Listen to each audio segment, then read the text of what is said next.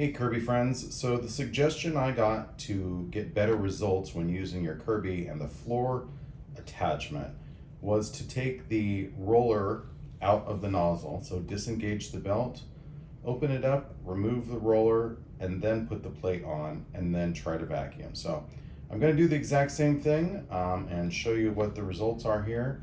I'm actually going to leave the tech drive off because it seems like it's a bit smoother without it.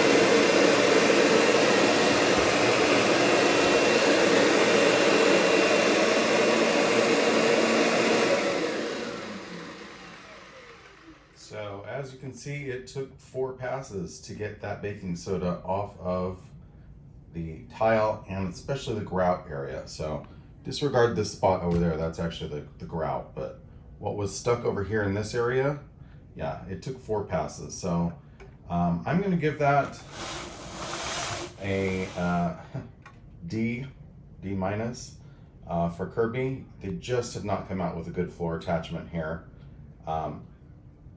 Customers want to be able to go from their carpets to tile, hardwood floor, laminate, and having one step to put the plate on is one thing. Having 2 steps to remove the roller and the belt and then put the plate on and then still get these mediocre results for hardwood floors. Sorry Kirby, in upright mode, I think you guys have bombed out and not done well. I'm going to do another test here showing you what it will do with the hose and floor attachment. So stay tuned.